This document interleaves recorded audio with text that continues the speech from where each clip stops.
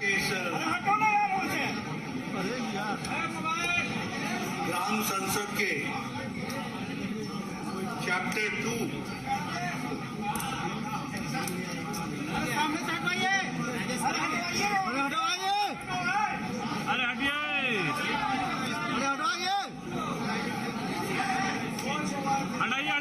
Media के साथी कृपया अपने जगह पर बैठ जाएं।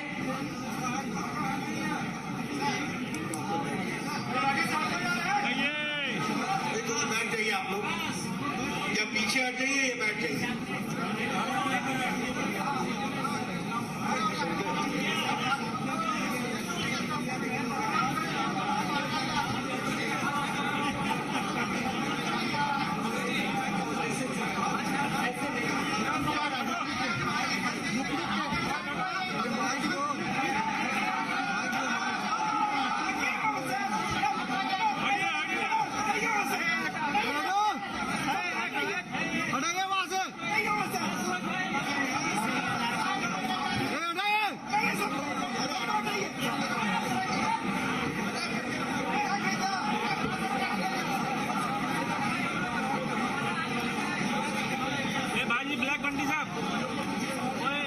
आज के इस कार्यक्रम में मंच पर उपस्थित हमारे भारतीय जनता पार्टी के प्रदेश के अध्यक्ष, जुझारू अध्यक्ष डॉक्टर संजय जायसवाल जी, हमारे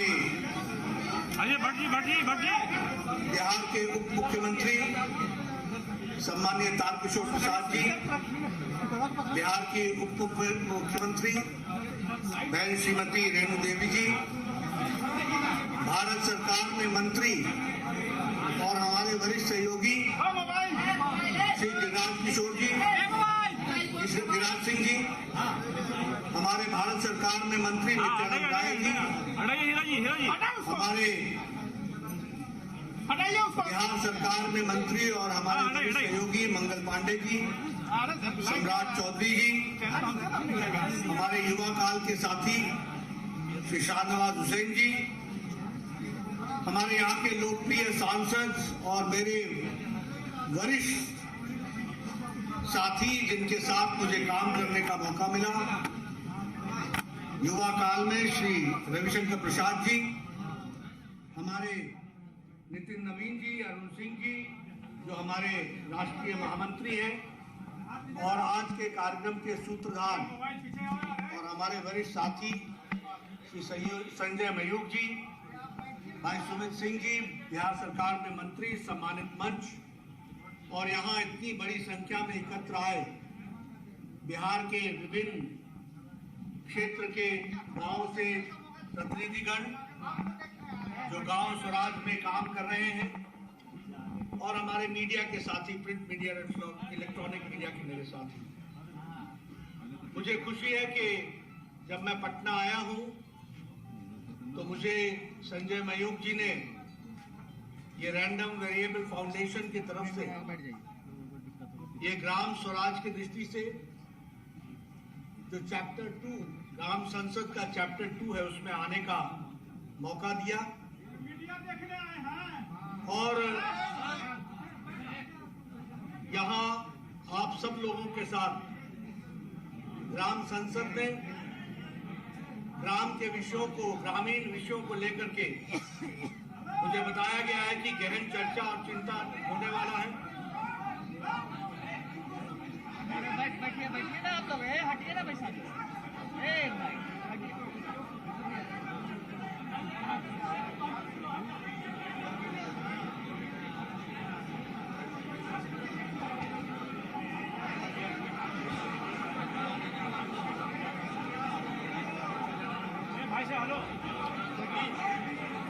मित्रों, ग्राम संसद के विषय पर हमारे ग्रामीण साथी जो पंचायत की ओर से विभिन्न इलाकों से आए हैं उनका अभिनंदन है, स्वागत है। मुझे मालूम है कि मीडिया के कैमरे के कारण आपको तंगी हो रही है, लेकिन मीडिया में मेरी तस्वीर आप देख लीजिएगा और आवाज मेरी आप खुद सुन लीजिए, और इसी तरीके से संतोष करके ये कार्यक्रम को अगर हम रूप दे देंगे तो अच्छा रहेगा। मित्रों, जहां तक ग्राम स्वराज की कल्पना के विषय है, हमारे बीच में भारत सरकार में ग्रामीण विकास मंत्री श्री गिरिराज सिंह जी हैं। वो आगे चल करके आपको बड़े विस्तृत और तफसील से बताएंगे। लेकिन ग्राम स्वराज की कल्पना जो महात्मा गांधी जी ने रखी थी, उसको वैचारिक पृष्ठभूमि और वैचारिक पृष्ठभूमि पर उसको अमली जामा पहनाते हुए एक रूप देने का काम किया है, तो वो भारतीय जनसंघ और भारतीय जनता पार्टी के नेताओं ने किया है। ये मुझे चर्चाएं बहुत हुई। कभी कांग्रेस पार्टी ने कोऑपरेटिव फार्मिंग की बात की, कभी कांग्रेस पार्टी ने कलेक्टिव फार्मिंग की बात की, लेकिन किसान, गांव, गरीब की अंतरात्मा को पहचानने का जो विषय आया, उसमें कहीं ना कहीं उनकी सोच सतही तौर पर रह गई और गांधी की कल्पना ग्राम स्वराज की, उसको साकार करने में वो असमर्थ रहे। लेकिन मैं ये गौरव के साथ कह सकता हूं कि हमारी विचारधारा, जिसकी उत्पत्ति श्यामा प्रसाद मुखर्जी ने एक मजबूत देश, एक राष्ट्र, एक देश में एक निशान, एक विधान, एक प्रधान की कल्पना को लेकर के मजबूत किया, तो वैचारिक पृष्ठभूमि पर हमारे दीनदयाल उपाध्याय जी ने एकात्म मानववाद और एकात्म मानववाद को का सरलीकरण जब हमारी सरकारें प्रदेशों में आई, फिर चाहे वो भैरव सिंह शेखावत की सरकार थी जो राजस्थान में आई, फिर चाहे वो वीरेंद्र कुमार सकलेचा की सरकार थी जो मध्य प्रदेश में आई, फिर चाहे वो हिमाचल प्रदेश में शांता कुमार जी के नाम से जानी गई सरकार आई, अंत्योदय की कल्पना पहली बार धरती पर उतारने का काम किया था तो भारतीय जनता पार्टी और जनता पार्टी, और उसी को आगे बढ़ाते हुए हमारे नानाजी देशमुख ने ग्रामोदय का विषय उठाया और ग्रामोदय के विषय को उठाते हुए उन्होंने चित्रकूट में लगभग 500 गांव को ढूंढा और उसमें उनकी जीविका में वो संपूर्ण ग्राम कैसे स्वावलंबी हो सकता है, इस पर काम शुरू किया। और आज मैं जितने भी यहाँ ग्रामीण परिवेश से आए हुए लोग हैं, मैं उनसे जरूर निवेदन करूंगा कि वो चित्रकूट जाएं और देखें कि गांव का नानाजी देशमुख ने कैसे कायाकल्प किया, कैसे संपूर्णता में उनको खड़ा किया, कैसे स्वावलंबी बनाया। यह कल्पना हमको उन्होंने दी और उसी को आगे बढ़ाते हुए हमारे भारत के यशस्वी प्रधानमंत्री श्री नरेंद्र मोदी जी ने इसको और सरलीकरण करते हुए समाज के वंचित, पीड़ित, शोषित, दलित, किसान, युवा, महिलाएं जो छूट गई थी, उनको मुख्य धारा में लाने का काम किया। उन्होंने उस अंत्योदय को सबका साथ, सबका विकास, सबका विश्वास और सबके प्रयास में उसको रास्ता दिखाने का काम किया। यह हमको ध्यान में रखना चाहिए। इसलिए जब हम इन सारी बातों की चर्चा करते हैं तो गांव के दृष्टि से इन सारे मुद्दों को हम लोग और गहराई से रखने का भी प्रयास करते हैं और कैसे गांव की तस्वीर बदले, कैसे हम स्वयं संपूर्ण गांव बन सके, जिसमें ट्रांसपेरेंसी आए, जिसमें एम्पावरमेंट आए, जिसमें ई ग्राम स्वराज बने। और आपको जान करके खुशी होगी कि हमारे पंचायत को रिवैम्प करने के लिए मोदी सरकार ने जो स्वयंपूर्ण ग्रामीण विषयों को लेकर के काम शुरू किया, उसका एक सिंगल इंटरफेस बनाया और पंचायत वाइज उसमें कोशिश ये की गई कि हम किस किस पंचायत में क्या क्या डेवलपमेंट के एजेंडा है उसको एक पोर्टल पर लाए, एक इंटरफेस पर लाए।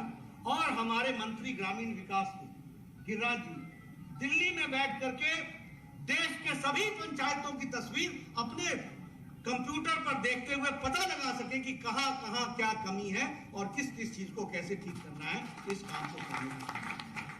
और इसीलिए इस बात को, जिसको हम कहते हैं कि पूरा करने के लिए आज मुझे खुशी है कि 2.63 लाख पंचायत के प्रोफाइल्स पोर्टल पर चढ़ चुके हैं। और आपको जानकर के खुशी होगी कि राष्ट्रीय ग्राम स्वराज अभियान, इसके लिए 5.9 थाउजेंड करोड़ रुपीस एलोकेट किया गया है। 5.9 करोड़ थाउजेंड करोड़ रुपीस इसके लिए रखा गया है। और इसमें जो हमारे इलेक्टेड रिप्रेजेंटेटिव्स हैं, जो 60 लाख हैं, और जो फंक्शनरीज हैं, जो स्टेक होल्डर्स हैं, उनको इस काम के साथ जोड़ा गया है। ये हमको ध्यान रखना चाहिए। मैं जब ग्राम विकास की बात करता हूं तो दो बातें हैं। एक, जमीन से कैसे गांव की तस्वीर बदले, उसका प्रयास गांव के लोग करते हैं। दूसरा, उस विकास के क्रम में सरकार का आर्थिक पक्ष क्या रहता है। मुझे आज ये आपके साथ शेयर करने में खुशी होती है कि आज पंचायतों को सीधा पैसा जाने की व्यवस्था तो की ही गई है, लेकिन पंचायतों को जाने वाला पैसा 5 गुना बढ़ा दिया है मोदी सरकार ने। ये भी हमको ध्यान रखना है। एक समय में पर पर्सन पर ईयर 52 रुपीस खर्च होते थे, आज 674 रुपीस पर पर्सन पर ईयर खर्च होता है। ये भी हमको ध्यान रखना है। हम लोगों ने कभी नहीं सोचा था कि स्वामित्व योजना लागू होगी और गांव की प्रॉपर्टी भी हमारे को उसका कोई कार्ड मिलेगा और उसमें हमको प्रॉपर्टी कार्ड मिलेगा। गांव, आपको मालूम है, गांव एक इकट्ठा बस्ता है और उसमें किसी की प्रॉपर्टी को किसको या बैंक को दिखाना चाहें तो वो उसका उपयोग नहीं कर सकती। लेकिन आज मुझे खुशी है कि लगभग 1.5 लाख विलेजेस इसमें कवर हो चुके हैं। 85 लाख लोगों को प्रॉपर्टी कार्ड मिल चुका है और 41,236 गांवों में जाकर के ये ड्रोन से स्वामित्व योजना के माध्यम से उनकी प्रॉपर्टीज को डिजिटली ले आकर के खड़ा किया है, जो एक बहुत बड़ा इंस्ट्रूमेंट, अस्त्र आपके सामने उसमें से निकला है। इस बात को भी हमको ध्यान रखना चाहिए। 2.2 करोड़ प्लॉट्स जो हैं वो इसमें डिजिटल हो गए हैं। ये भी हमको ध्यान रखना चाहिए।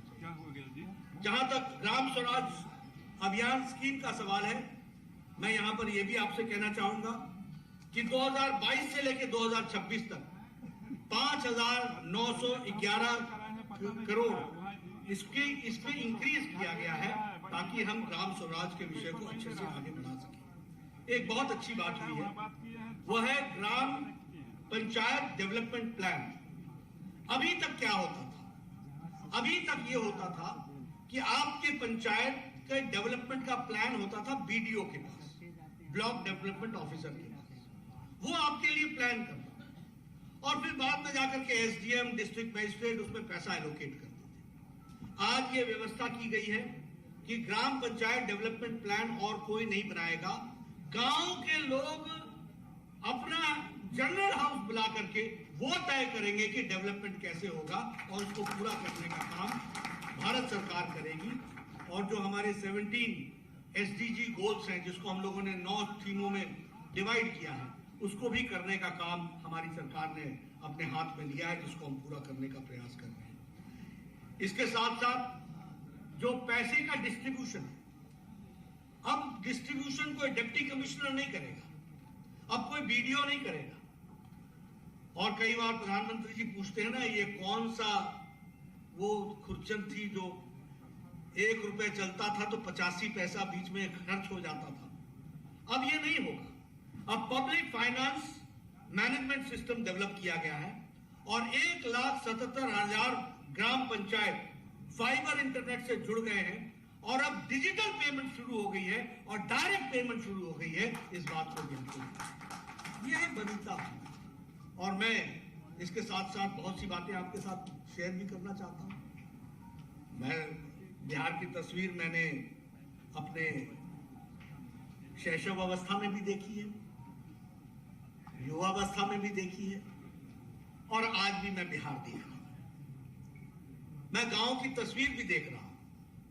मैं कई बार लोगों से कहता हूं कि अगर हमें दक्षिण बिहार से उत्तर बिहार जाना पड़ता था तो समझिए कि आपका दिन गया, सप्ताह गया, पहुंचे नहीं पहुंचे, बच्चा बाबू का जहाज पकड़ोगे, महेंद्रू घाट जाओगे कि पहलेजा घाट जाओगे, कौन सा स्टीमर पकड़ोगे और कौन से हल्फे में जाकर के स्टीमर फिर लौट करके चला आएगा और वो एनसीटी घाट पर न लग करके वापस कौन से घाट पर लगेगा भगवान भागवत में।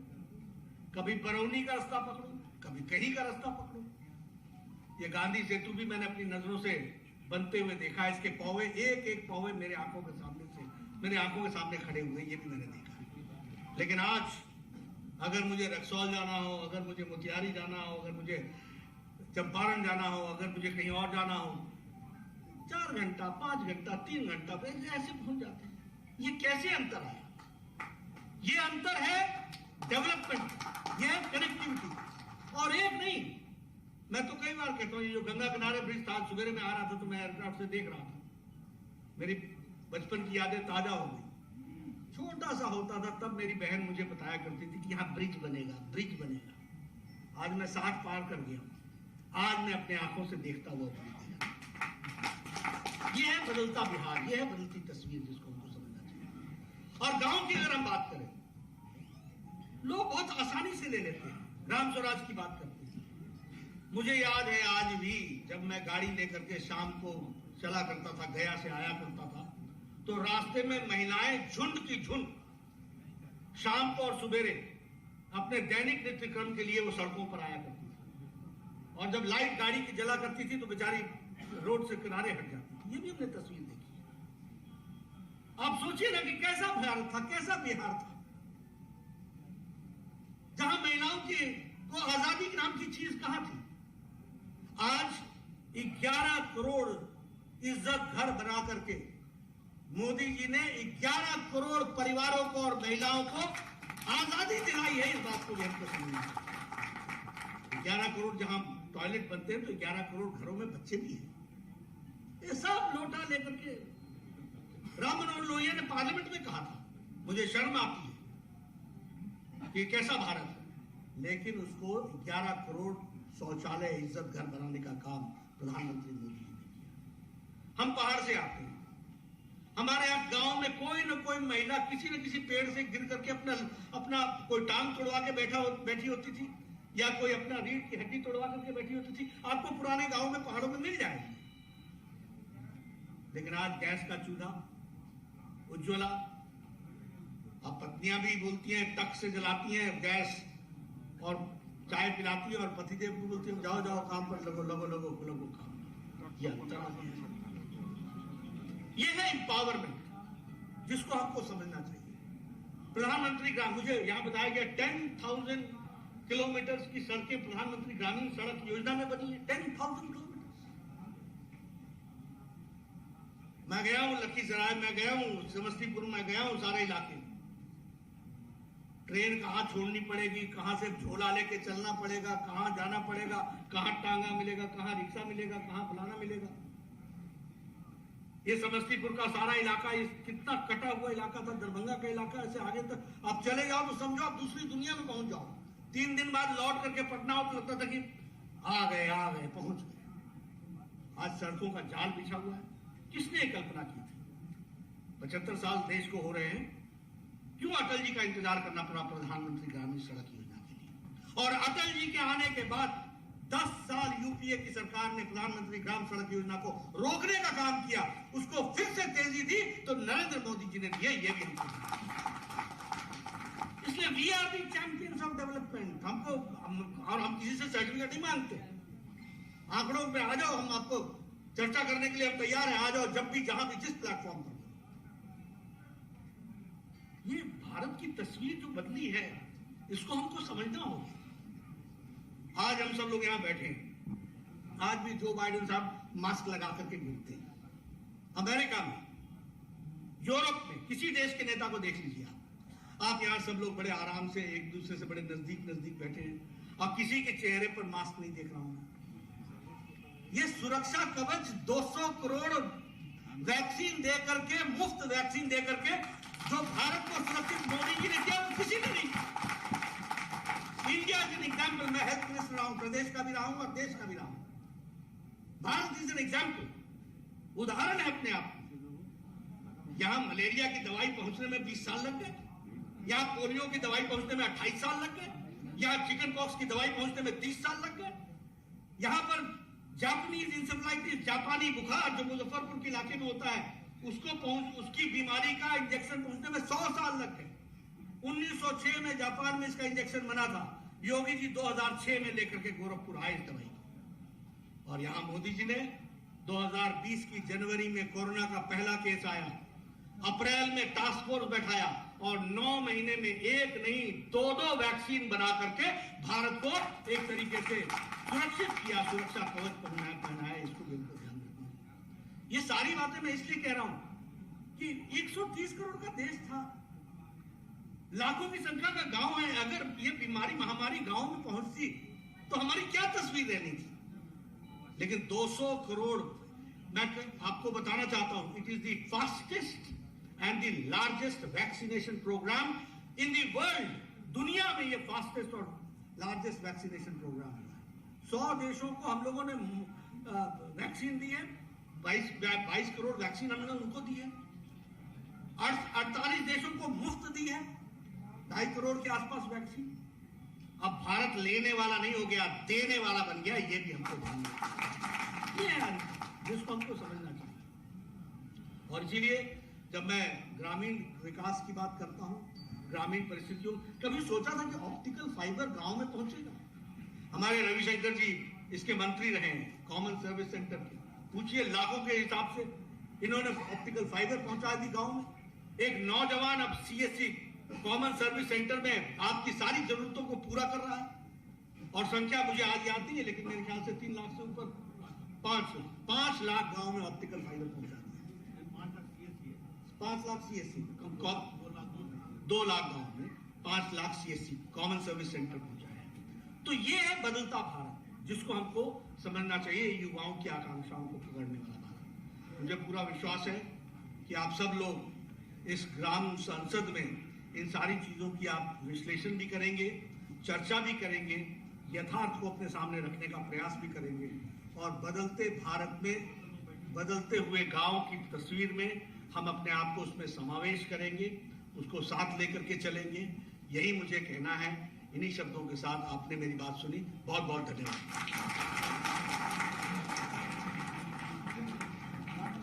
बहुत बहुत धन्यवाद और आभार माननीय राष्ट्रीय अध्यक्ष महोदय जी का। और हम सब उनको विदा करते हैं। हमारे माननीय मंत्रीगण रहेंगे। मुझे